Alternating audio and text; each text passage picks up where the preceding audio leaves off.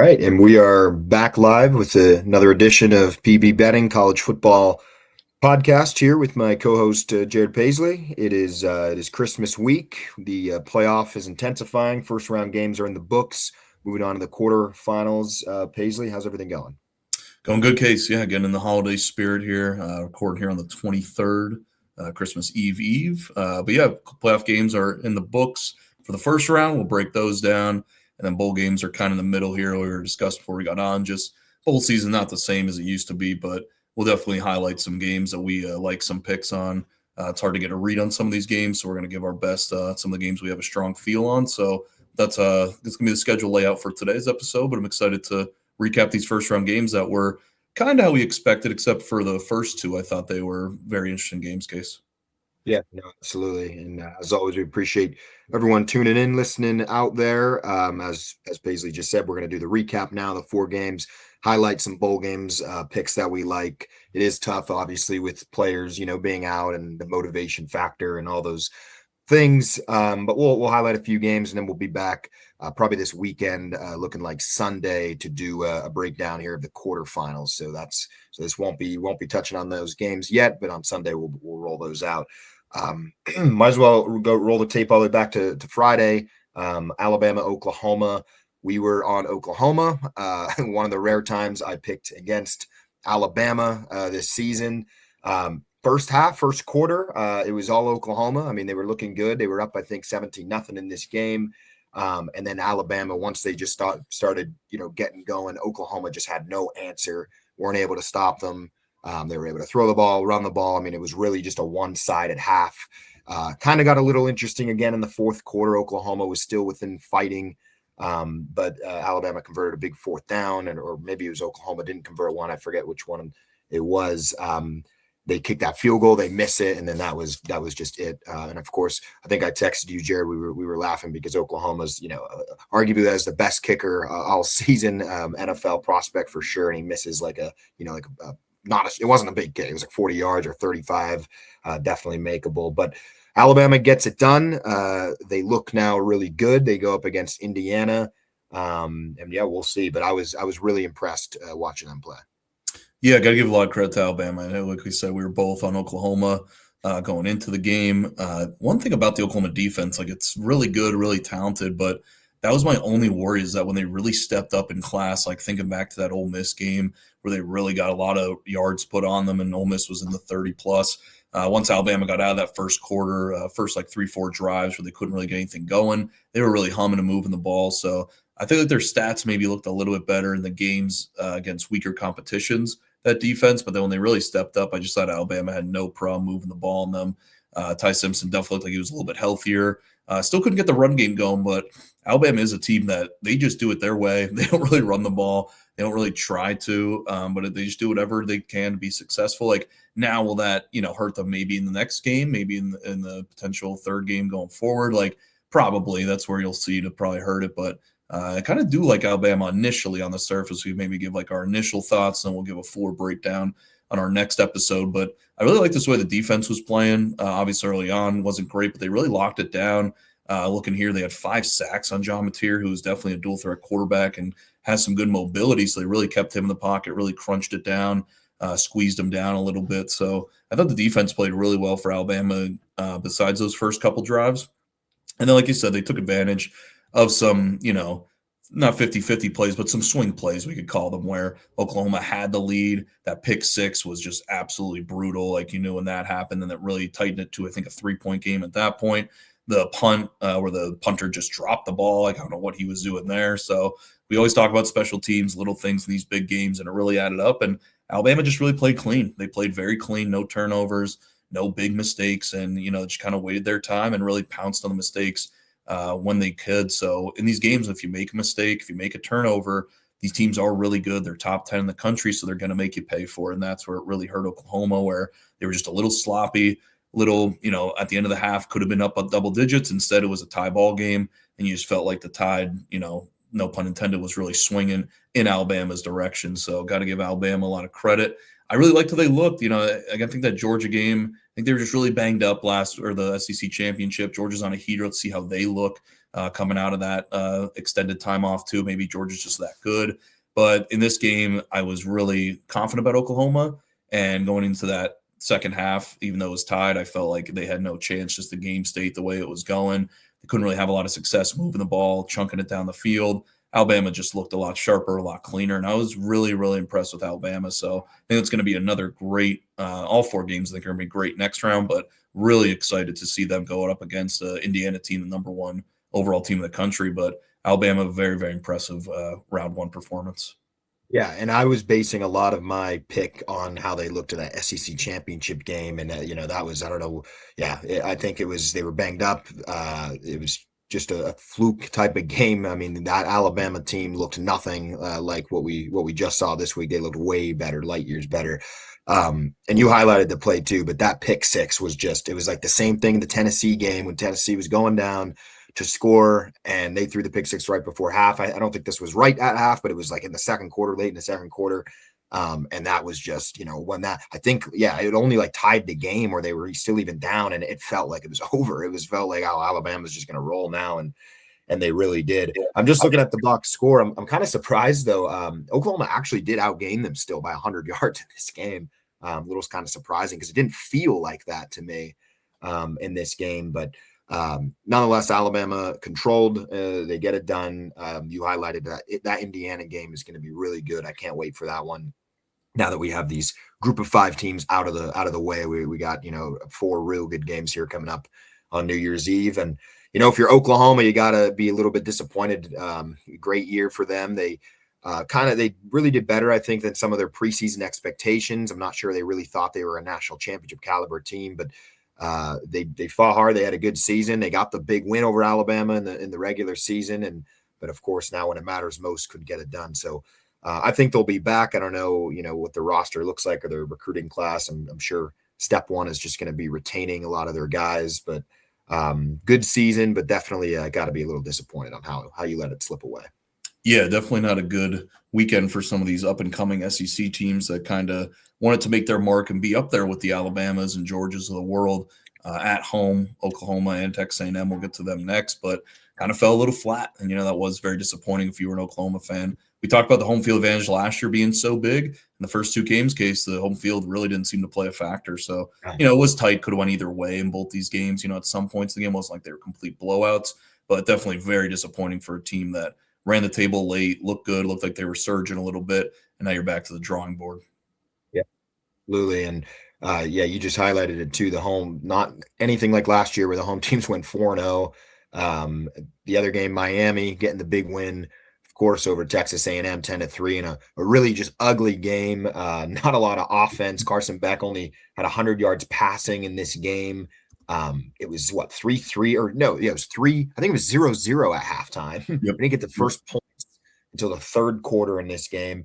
A&M was able to move the ball though. They played, it felt like in the first half they were getting, down into scoring range, and just a couple of times they got to the red zone and, missed field goals. Special teams was really ugly in this game. A ton of missed field goals. I think we had 3 combined between both teams.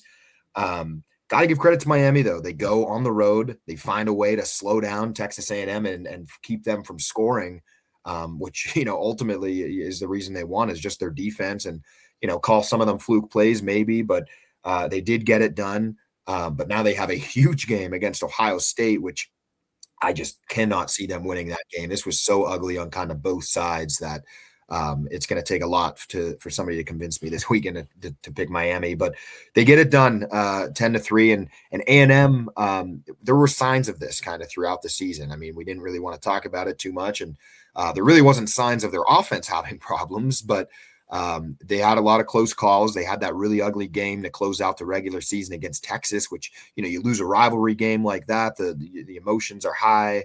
You miss out on the SEC championship game because of that.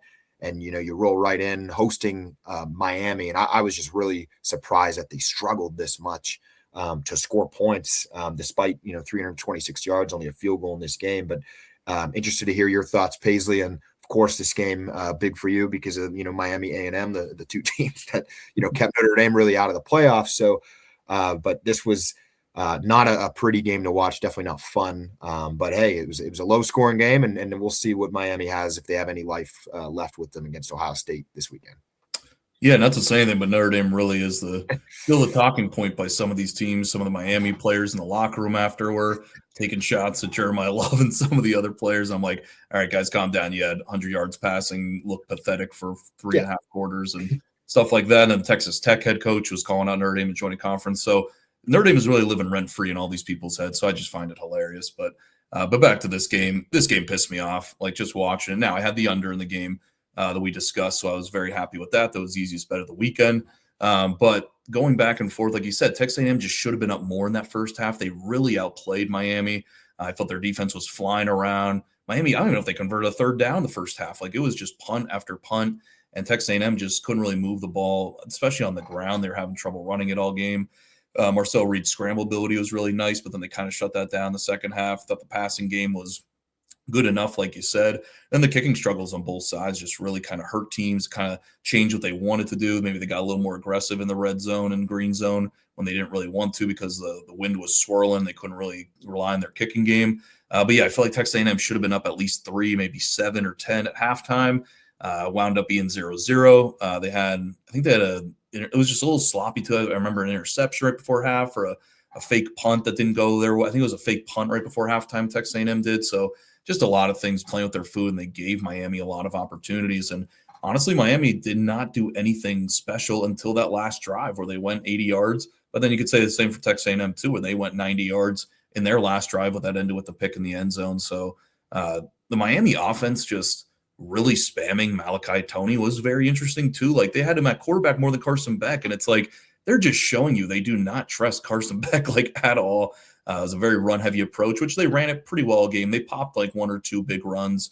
So on like a down-to-down basis, I didn't think it was that efficient, but they definitely popped a couple big ones. So, that's where they kind of got their offense success. Malachi Toney just took like, I think, double-digit snaps under center or under in the shotgun. So I don't like this outlook for this Miami team going forward. They're acting like they're world beaters. They obviously haven't been here or been in a position of a playoff or championship in a long, long time. So the way they were celebrating, the way they were going all out, their fans, Michael Irvin on the sideline was losing his marbles. Like this team is just still, it's all just a lot of fluff and there's not a lot of substance to it. So I'm with you too, Case. I'm going to be leaning Ohio State early here. I think they really put it to them because after watching this game, I wasn't impressed with both teams, but this was kind of really ugly. I wish both teams could have lost because this was a ugly game to watch, but got to give Miami credit. They made the play there on that jet sweep to Toney at the end, got the edge and got the 15 yards to seal the lone touchdown of the game with I think there was 2 minutes or 1:30 left. So definitely could have been anybody's game late in that game. It was definitely a grinder, but I thought Texas A&M really should have had more of a lead. And if I'm a Miami fan, I'm not really feeling too confident about myself and about my team going forward. So somebody had to win this one. I was pulling for A&M, like we said, but also at the under. But and that interception in the end zone, Marcel Reed again just was missing some throws. He didn't have his sharpest game. There was some pictures circulating. He was partying a couple days before the game. I don't know if you saw that too, Case. And I've gotten the worst end of that a lot of times this year, I feel like, where I'm betting on teams and then I see a guy partying. Why don't we release those pictures before the game? That would help us out a lot when we're betting on them, not after the game. But that's my PSA for this game. That is actually hilarious. Yeah, I mean, you said a great, ugly game, and I would like to retract a statement I've said in the last episode. I think I did say I would have taken the over against you if I had to pick, and that was maybe the worst pick. So if I have any haters out there, feel free to clip that out. But yeah, ugly game. I mean, there was also limited possessions in this game. I think A&M only had the ball. I mean, I don't know. I don't want to just count them, but it was like only 8 or 9 times, like 4 times in the second half. They had like 2 really good drives in the second half. And then, yeah, it was of course, the interception to end the game. And I think maybe a missed field goal or that was maybe when they kicked their field goal, they couldn't score. So it fell into Miami's game plan. I mean, that's what they needed to do. And really the cards, the chips, I guess, fell their way, you could say. But yeah, we're done with Miami. I think we're in agreement with them. I would be absolutely stunned if they give Ohio State much of a fight. We kind of had this game, despite being wrong on it. We kind of broke it down where we really thought, it could go either way. It could be an ugly game. And, we weren't really confident in either game, in either team And I think this game played that perfectly. I mean, Right. Right. neither team wanted to win this game. I don't think they really had much confidence in, each other. And it was just an ugly game. But Miami gets it done. And man, if you're an A&M fan, though, like what a waste of a season. You had Yeah. everything right there. You're 11-0. You're at the top, and everything just falls back to normal. You don't get in the SEC championship. That's Alabama, Georgia. You lose your rivalry game and you're hosting a playoff. I guess that's the highlight of the year. At least they got 8 hours or whatever of good tailgating, and and that's really about it. Not even, because it was a noon game. I guess it was like 11 Yeah. a.m. Yeah. out there. So Right. they totally lost out. And then you lose, and you move on the next year like nothing ever happened. You didn't really win anything. So got to be disappointed if you're an A&M. I think they'll be back though. I like Mike Elko. We'll see how they. I think they're definitely ascending. I think as a program, way better than the Jimbo years. So I think a lot to look forward to, but certainly disappointment. Yeah, that Texas loss really killed them. I think they were really ascending. They got a little fortunate with the schedule break too. After you look at with the bottom of the SEC that they played, Yeah. so got to take more factor into that too. And like you said, the wasted opportunity, because you might not get that great of a schedule break. You might not get Alabama and Georgia being down. I mean, LSU, you think they're going to be down now with Lane Kiffin? They're going to be a lot better going forward. Mhm. Texas had a worse season they had, and they still beat you. So yeah, really, really frustrating if you're a Texas A&M fan. This one definitely stings. Moving on to the last two games, we could do these a little quicker. We got two beat downs, although JMU scored a good amount of points in the second half to make things, get some yardage. But I guess we could start with Ole Miss Tulane. This was just a one-sided affair. Ole Miss wins the game, 41-10. We don't not going to get on the playoff tangent again. Why we even have to watch these games? So if you want to hear that rant, go back to last week's episode. But yeah, I mean, Tulane, it just shouldn't have been here. It wasn't a great game. The viewers, it was one-sided. Ole Miss 497 yards. I'm actually stunned here looking up the box score. Tulane actually put up a good amount of yardage in this game, 497 to 421. I don't know where all that yardage came from. I guess a lot of probably garbage time in the second half. But Ole Miss rolls. We'll see what they could do. There was some things to watch, just how the team responds with losing Lane Kiffin and LSU, and what they look like, and if they're going to come out flat. But I don't think either one of us thought this was going to be much of a game. It wasn't. We both took Ole Miss minus the points they covered. So they roll, and they're off to the quarterfinals. Yeah, this one definitely played out how we saw it, how we knew they were going to be juiced up, ready to go. And this one game sample size. Now next week against Georgia could be a different story. But yeah, definitely came out on fire. I think they were up 17-3 looking at halftime. And then just kept the pedal down the second half, ended up winning by 31. So yeah, I got to give Ole Miss a lot of credit. They did their job, played really good. Like you said, I think kind of similar to Oklahoma. Some of these box scores are a little misleading if the team in the second half is trailing a lot and they're running more plays. They're trying to be on the field more, being more aggressive. The defense kind of just letting them, maybe not playing an aggressive style defense, just trying to chew a little clock. So I feel like that's some of these box scores as I'm looking to here. Case could definitely mislead you a little bit if you didn't watch the game. But yeah, they really just dominated up front. Thought Ole Miss's defense played really well all game, even though it was a lesser opponent. That's definitely some to let's see if that could translate into the next game. But yeah, I think this might be a one and done for the Rebels here. But really nice win, nice little statement there for Lane Kiffin and all those guys that stayed. And yeah, this one kind of turned out exactly how we thought. And yeah, we're not going to get into the G5 race, but I think some other teams that just missed the cut would have gave Ole Miss a little bit of a better time than Tulane. But hopefully we will switch that going forward, and hopefully this will be the last year we have to watch some not so great group of 5 teams go up against some SEC and Big Ten schools in the first round. Right. Yeah, I mean, even at a Notre Dame, Vanderbilt, Missouri, Texas aside, I think there's probably even another 15 teams that could Yeah. also made this more of a fight. So yeah, Ole Miss rolls. They don't have a problem. Of course, Tulane losing their coach, is taking the other job. So we'll see, how they look moving forward next year. And hopefully it won't be in the playoff, but we'll see what they could do. All right, moving on to the other one. Then we got very similar, Oregon and JMU. This was the only one of the 4, Paisley, that I think I went against. I took JMU with the points. We got the late cover, it looks like, 51-34.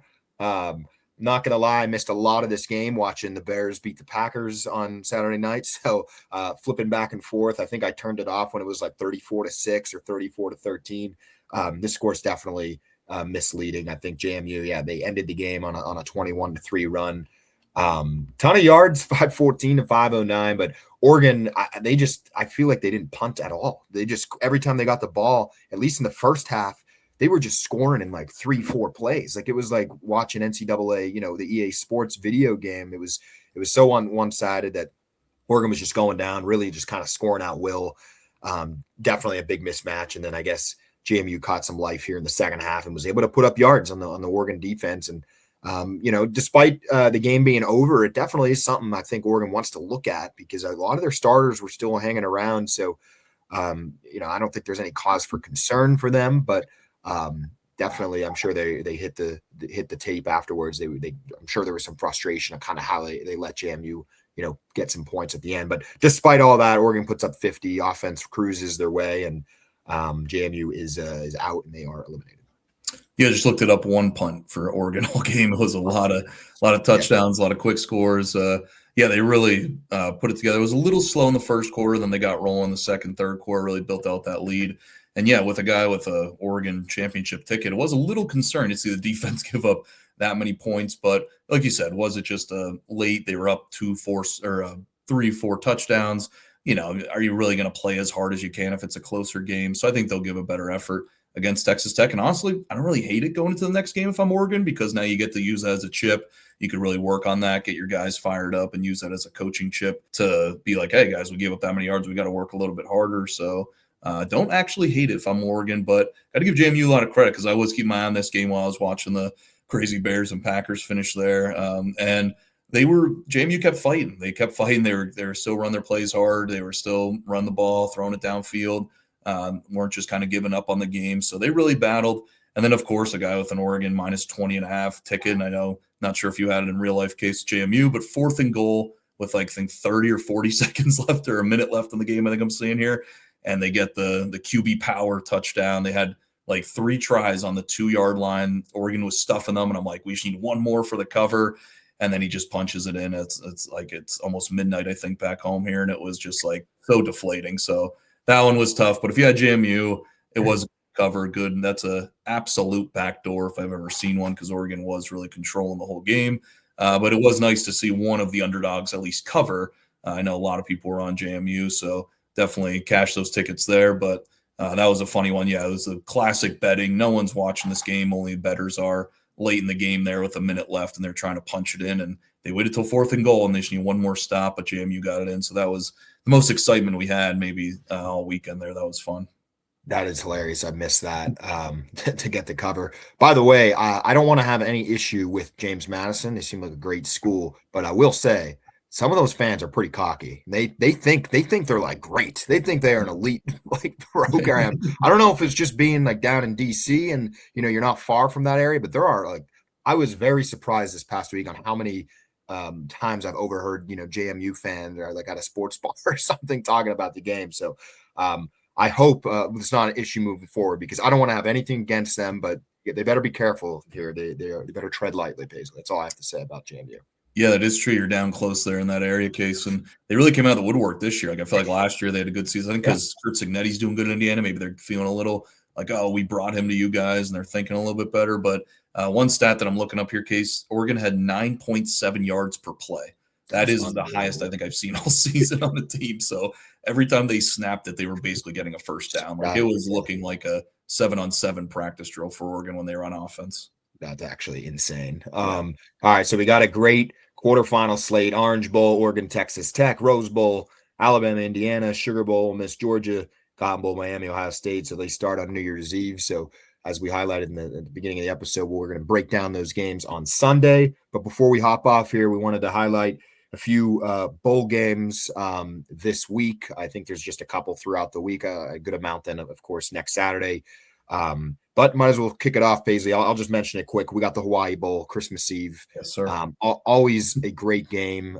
Typically, Hawaii is in that game, but you gave me a fun fact before the podcast here that it's been actually a few years since they have been in this game. So looking forward to it. It's always great. It's always by itself on Christmas Eve. There's no other games. There's no NFL. So it's always a good game to watch, of course, as before we're opening up the presents, of course, on Christmas Day. So got a good one. It's going to be Hawaii versus California. So little bit closer for Cal. Not a too long of a flight here from the West Coast, but still never easy to travel to the island. And Hawaii is the slight favorite, -1.5. I think we're both on them. I'm going to roll with them as well. But should be a good one. Hawaii and Cal in the Hawaii Bowl on Christmas Eve. Yeah, I think it was 2019 or 2020. I was trying to look up the last time they were in a bowl game or in the Hawaii Bowl. So those fans are going to be juiced up, ready to go. And yeah, I love them too. It was around +2.5, +3 when they first came out. Now swinging all the way to Hawaii -1.5. So definitely a lot of money on the Rainbow Warriors there. But that'll be a double podcast stamp there. We'll put the house on it. We love Hawaii. And then you can buy some more gifts Christmas morning with that money. My first pick, Case, I'm going to go to a game on December 27th. This is going to shock a lot of people, Case, and especially yourself. I'm going to take the Army Black Knights -9.5, going with a service academy. I know this is very stunning. We're going to go Army -9.5 against UConn, UConn, they lost their head coach. He went to Colorado State. They lost a lot of players. Their quarterback is just not playing in the game. He ran out of eligibility. Not sure if he's going to really go to the NFL, but he's just kind of not playing in the game. So not sure what's going on there. That team's in disarray. In Hawaii, I like a lot of the other service academies that are in bowl games. I think Navy's the only other one because Air Force didn't make it. But they have no opt-outs. They all play. They're not transferring anywhere. So that's two teams you could really bank on and count on. Now, their lines have moved a lot. This line, I think, opened up 3-4 all the way out to 9.5. I got it at 6.5 I think it was a week ago. The Navy line, I was going to mention that one as well, but that's up to, I think, 9 or 10, or I think it's at 7 or 8, and that opened up that at Pick'em. So it's really, you got to get in there early if you're betting service academies in bowl, if you do like them going forward. But I still think there's enough meat on the bone here. I really love backing these service academies in this time in the bowl games. Don't really love them during the season, obviously, but I think Army's going to roll here and put a beat down on UConn here. Wow, that's unbelievable, Paisley. That was one I was not ready for. If you're new to listening, Jared always picking against the service academy schools. I don't know what he's trying to do, set to change the record, but very, very interesting there. No, but I like it. I did not know a lot about UConn. I didn't realize how many players they're missing, but that is nuts. 9.5 to see just kind of Army -9.5 is a surprise to me. So should be a good one, and up in the Fenway Bowl too. A great storied baseball stadium, great location. My pick, I might as well. I'm just going to stick to baseball stadiums, Paisley. I'm going to the game, New York City. Got the Pinstripe Bowl, of course. Preseason top 5 bowl is also what you could call it. Both these teams could have been fighting for a national championship. If you said they were going to be meeting in December, I think a lot of people, probably everyone, would have assumed it would have been in a playoff situation. But we got Clemson -3. I'm taking the over in this game. I'm going to take the over 48.5, and part of that is because I have no faith in Penn State secondary. I think Clemson should be able to move the ball a little bit. I don't know who's going to be playing as far as star players, but I expect some freshmen to get in for Penn State, probably on both sides. And I think sometimes when you see that, you see a lot of, fluke plays. You see a lot of, might be some busted coverages. And despite it being late in the season, it's almost like week 1 again, when I think some of the coaches might just be trying different things, getting creative, see what some of the backups could do. And, oftentimes that could be a recipe for points. So I'm just going to roll for the points. I hope we get points since I'm going all the way to New York here, a very long 2-hour drive from Pennsylvania. So hope it's a good game, but we got Penn State, Clemson. It is just funny to me too that, both top 5 could be a great matchup. They haven't played since like the late 70s or something. So also a cool matchup, something we don't always see, but also in the stadium, in the Yankee Stadium, in the Pinstripe Bowl. So we got Penn State and Clemson. Yeah, that is definitely an interesting one. If you would have told people before the season, they would have thought you were crazy, but the meme and the joke really came to life here in the Pinstripe Bowl. So I'm glad you'll have boots on the ground there, Case, to catch that one. I don't hate that overplay. I never thought of that, but yeah, that's a good play, Case. I like that. My next one, I'm going to go San Diego State +3.5, still above the key of 3.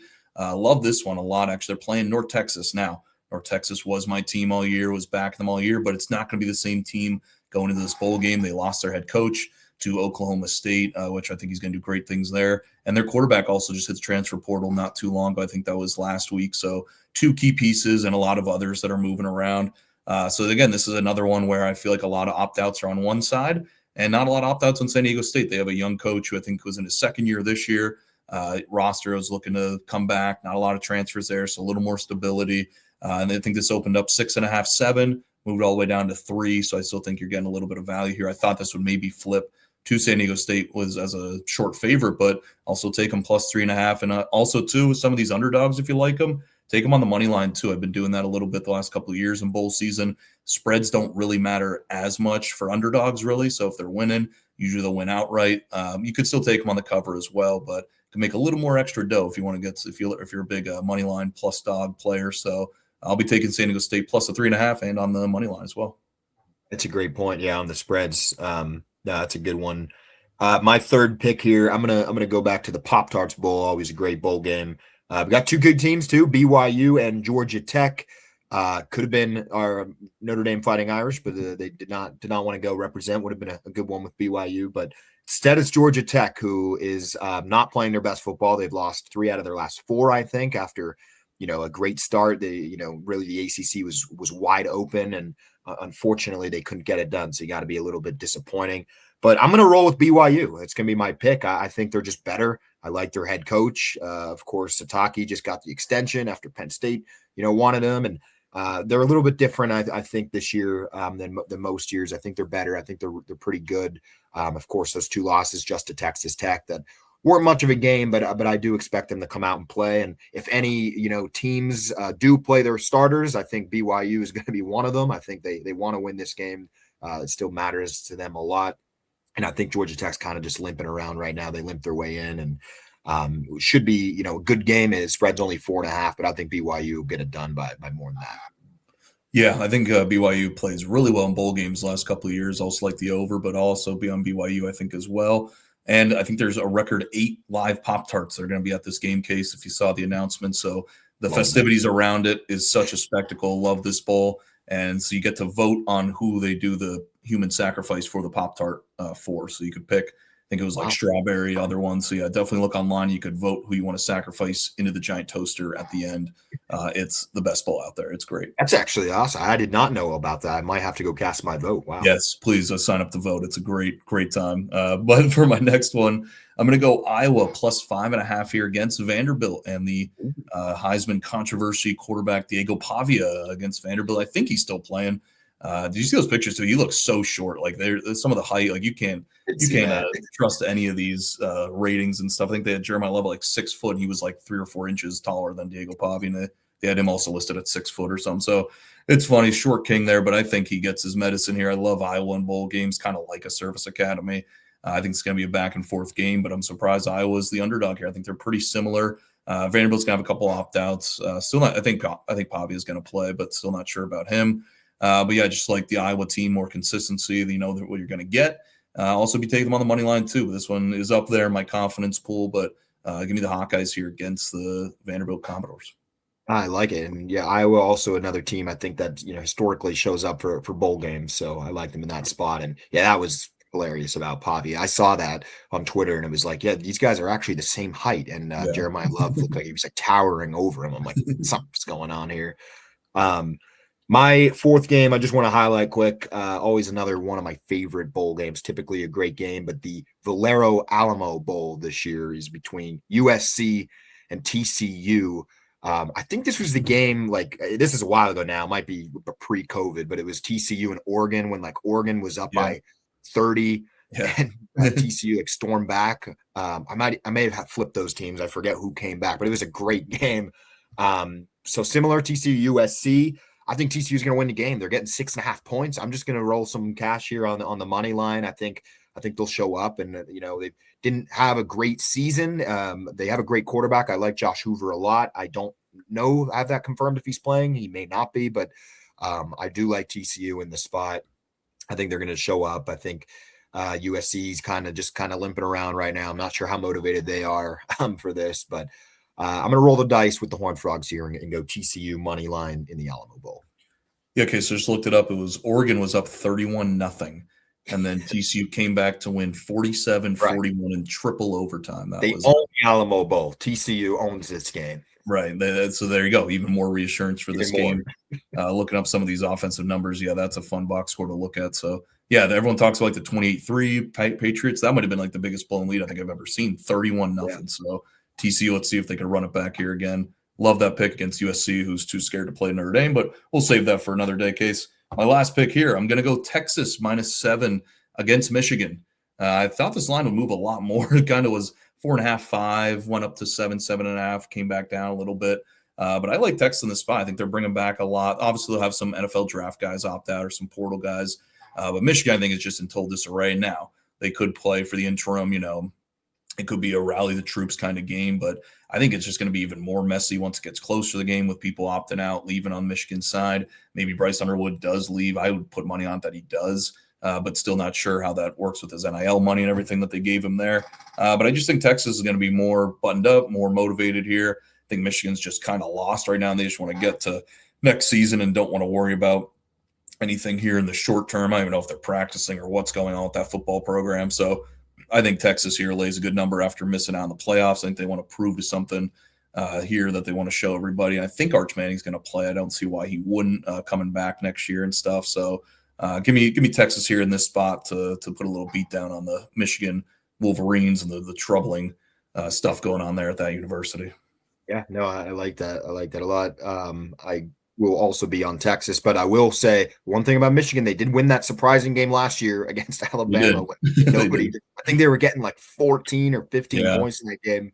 But no, I like it. Texas over Michigan. If they want to take out their anger on somebody, I'm glad it would be Michigan. I guess that is all we have for this episode. We will be back on Sunday, as we stated, breaking down the 4 quarterfinal games as we get closer to the championship. And we'll see if our bowl games hit. See you Sunday.